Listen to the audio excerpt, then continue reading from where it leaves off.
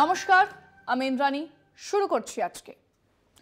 দার্শনিক ভলতেয়ারের নামে এই কোটেশনটা চালানো হলেও আসলেই কথা বলেছিলেন ওনার জীবনীকার এভেলিন বিয়াট্রিস হল। বলেছিলেন, I disapprove of what you say, but I will defend to the death your right to say it. আপনি যা বলছেন আমি তার সঙ্গে একমত নই, কিন্তু আমি আপনার কথা বলার অধিকারকে জীবন দিয়েই রক্ষা করব। সন্তু পান একজন সাংবাদিক, যার চ্যানেলের ঘোষিত নীতি হলো 10 বছরের শাসক নয়, বিরোধীদেরই প্রশ্ন করা, শাসক দলের সাম্প্রদায়িক এজেন্ডার প্রচার করা, বিভিন্ন সময় বিভিন্ন গোলমাল পাকানো ষড়যন্ত্রে থাকা। এসব আমরা জানি, কিন্তু ওই যে সাংবাদিকদের অধিকার বজায় থাকুক, তাতে হস্তক্ষেপ হলে আমরা তার প্রতিবাদ করছি। সন্তু পান মুক্তি পেয়েছেন, আমরা খুশি, এবং সেই মুক্তির দাবি করেছেন আমাদের প্রেস ক্লাব। দাবি করাই উচিত। মুক্তি দিতে গিয়ে বিচারক বলেছেন, মিডিয়াকে নির্ভয় কাজ করতে দেওয়াটা রাষ্ট্রের দায়িত্ব। আমরাও একমত হুজুর, কিন্তু প্রেস ক্লাবের মহামান্যরা, আদালতের ধর্মাবতার হুজুর, মিডিয়া মানে কি কেবল ওই ভেপু টিভি চ্যানেলগুলো, আর্ণব গোস্বামী, গদি মিডিয়া? আগে ধর্মাবতার, আপনারা তো সর্বজ্ঞ। আপনাদের নাকের ডগায় ইডি AK-47ধারী বাহিনী নিয়ে মশমশ করে ঢুকছে কলকাতা টিভিতে। না আপনাদের চোখে পড়ছে, না প্রেস ক্লাবের। এক কনভিক্টেড আসামির বয়ানের ভিত্তিতে গ্রেফতার হয়ে 200 দিনেরও বেশি জেলে আছেন কলকাতা টিভির সম্পাদক কৌস্তুভ রায়। সেদিকেও একটিবারের জন্য অমন সুন্দর উটের মতো গ্রীবা উত্তোলন করুন। 100 দিন হতে চলল নিউজ ক্লিকের মালিক সম্পাদক প্রবীর পুরকায়স্থ। তার উপরে আবার রাষ্ট্রবিরোধিতার ধারা চাপানো হয়েছে। জেলেই ছিলেন প্রায় 3 বছর সিদ্দিক কাপ্পান। কাশ্মীরে তো সরকারের বিরুদ্ধে বলা প্রতিটা প্রতিবাদী মুখই জেলে। ধর্মাবতার, আপনাদের আরেকটা তথ্য দিয়ে সাহায্য করি।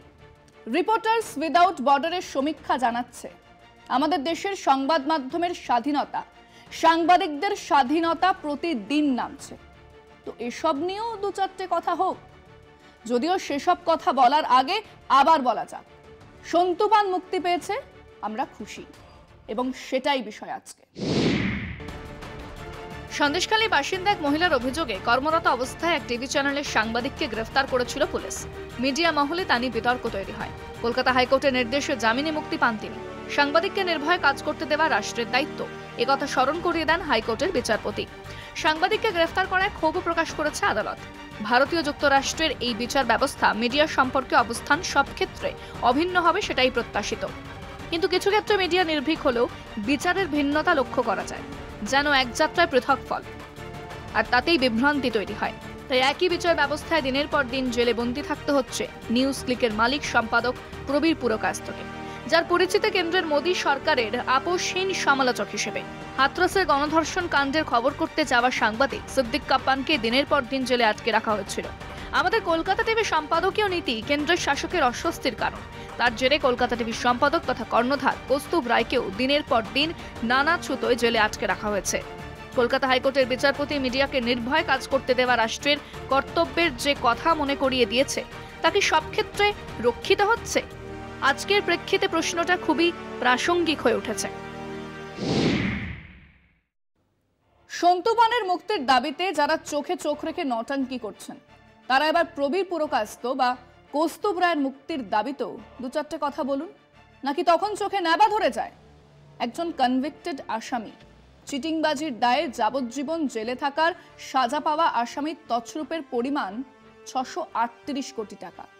সে টাকার 0.25% টাকা, অর্থমূল্যে 1.5 কোটি টাকা মেরে দেবার অভিযোগে কৌস্তুভ রায় 200 দিনেরও বেশি জেলে। 1.5 কেন, 1000 টাকা মেরে দিলেও তার সাজা পাওয়া উচিত, আমরা মানি। কিন্তু তাহলে সেই 2017 থেকে বাকি 636 কোটি টাকার কোন হিসেব ইডির কাছে আছে? কারা মেরে দিল সে টাকা? কলকাতা টিভি 11% বিজ্ঞাপন পেয়েছিল ওই মনোরঞ্জনের কাছ থেকে। বাকি যারা 89% বিজ্ঞাপন পেল, তাদের একজনকেও ডাকা হয়েছে, ডেকেছে ইডি, জেলে পুরেছে। চীনের টাকা এসেছে বলে প্রবীর পুরকায়স্থ জেলে। চীনের সঙ্গে আম্বানি আদানিদের ব্যবসা নেই?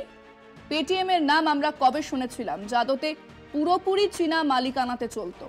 শুনেছিলাম ডিমনিটাইজেশনের দিনে। তার পরের দিন পাতা জোড়া বিজ্ঞাপন ছিল পেটিএমের। মানে দেশের অর্থমন্ত্রী জানতেন না ডিমনিটাইজেশন হচ্ছে, কিন্তু পেটিএমের মালিকরা জানতো। না জানলে সাত সকালে প্রত্যেক জাতীয় হিন্দি ইংরেজি খবরের কাগজের প্রথম পাতায় একই বিজ্ঞাপন থাকতো না। কেউ গিয়ে জিজ্ঞেস করেছে আমাদের নরেন্দ্র ভাই দামোদর দাস মোদীকে যে আপনি কোন স্বার্থ রক্ষার জন্য চীনের এক কোম্পানিকে জাতীয় গোপন তথ্য জানিয়েছিলেন? সেই চীন থেকে টাকা পেয়েছে নিউজ ক্লিক, তাই প্রবীর পুরকায়স্থ দেশের কাছে বিপজ্জনক, তাকে ইউএপিএতে গ্রেফতার করা হবে। সে টাকা তিনি পেয়েছেন এমন তথ্য প্রমাণিত নয়, সে টাকা আইনতও তো আসতে পারে। চীনের সঙ্গে আমাদের বাণিজ্য তো বেআইনি নয়, তাহলে তার দায় একজন জেলে কেন থাকবেন? এবং তাকে জেলে পোড়া নিয়ে আমাদের কলকাতা প্রেস ক্লাব বা আমাদের হুজুরে আলমদের এই হিরণ্ময় নীরবতা কেন? কৌস্তুভ রায় একজন সম্পাদক, কোন প্রেস ক্লাবের কর্তা তাকে চেনেন না? তারা সন্তু পানের মুক্তির দাবি নিয়ে সরব, ব্যস্ত। একটু এটা নিয়েও দুটো শব্দ খরচ করুন। এই শহরের এক পরিচিত টিভি চ্যানেলের সম্পাদক কেন 200 দিনের বেশি জেলে আটকে আছেন? কেন তার জামিনের আবেদন মঞ্জুর হচ্ছে না একটু জানার চেষ্টাও অন্তত করুন। তার অবর্তমানে কিভাবে এক সংবাদ মাধ্যম চলছে সেটাও কি খোঁজ নিয়ে দেখেছেন একবারের জন্য? এতজন সাংবাদিকের পাশে দাঁড়ানোটা প্রেস ক্লাবের কর্তব্য নয়? আমরা আমাদের দর্শকদের প্রশ্ন করেছিলাম, বিচার ব্যবস্থা থেকে বলা হচ্ছে মিডিয়াকে নির্ভয়ে কাজ করতে দেওয়াটা রাষ্ট্রের দায়িত্ব। সন্তু পানকে গ্রেফতার নিয়ে ক্ষুব্ধ বিচারপতি, কিন্তু সেই একই বিচার ব্যবস্থায় দিনের পর দিন জেলে কাটাচ্ছে মোদী বিরোধী সংবাদ মাধ্যমের সাংবাদিক, মালিক, সম্পাদক। জেলে আছেন প্রবীর পুরকায়স্থ, জেলেই আছেন আমাদের সম্পাদক কৌস্তুভ রায় সহ আরো অনেকে। বিচার ব্যবস্থা কি এক এক জায়গায় এক এক রকম করে ভাবছে? শুনুন মানুষজন কি বলছেন। যখন অন্য চ্যানেলের মালিকরা জেল খাটছে তখন আমাদের মহামান্য আদালত কোনো ব্যবস্থা নিচ্ছে না। যখন ওই বিজেপি মার্কার লোকগুলা বিজেপি মার্কার সাংবাদিকরা যারা মোদিকে তেল মাখাচ্ছে তাদেরকে ধরলে পরেই আমাদের এখানে বিচার ব্যবস্থা অন্যরকম রোল করছে। যে কোনো সাংবাদিক অ্যারেস্ট হলে দেশের লজ্জা, সমাজের লজ্জা, প্রত্যেক মানুষের এই অসুবিধা। পশ্চিমবঙ্গের বাইরে যে সমস্ত রাজ্য অর্থাৎ যেখানে বিজেপি শাসিত নয় সেখানে ইউটিউবার, বিভিন্ন সাংবাদিক, তারপরে তাদের রাতারাতি যুক্তিবাদী যে সমস্ত ব্যক্তিত্বরা আছে রাতারাতি খুন হয়ে যাচ্ছেন, সাংবাদিকরা জেলে থাকছেন। না, এটা তো কখনোই কাম্য নয়, কারণ গণতন্ত্রের চতুর্থ স্তম্ভ হচ্ছে সংবাদ মাধ্যম। সেখানে নিরপেক্ষতা বজায় রাখা সব সরকারেরই উচিত এবং তাদেরকে স্বাধীনভাবে কাজ করতে দিলে তবেই তো দেশের উন্নয়ন হবে। সংবাদ মাধ্যমদেরকে এইভাবে যদি দিনের পর দিন আটকে রাখা হয়, ইডি দিয়ে বিভিন্ন সংস্থা দিয়ে যদি তাদের উপরে হেনস্থা করা হয়, তাহলে সেটা কিভাবে হলো? ব্যবস্থা তো একরকম হচ্ছে না। এক এক জায়গায় এক রকমভাবে বিচার করা হচ্ছে, সাংবাদিকদেরকে সেন্সার করা হচ্ছে, তাদের পক্ষে না গেলে তাদেরকে ইডি, সিবিআই নানারকম ভয় দেখানো হচ্ছে।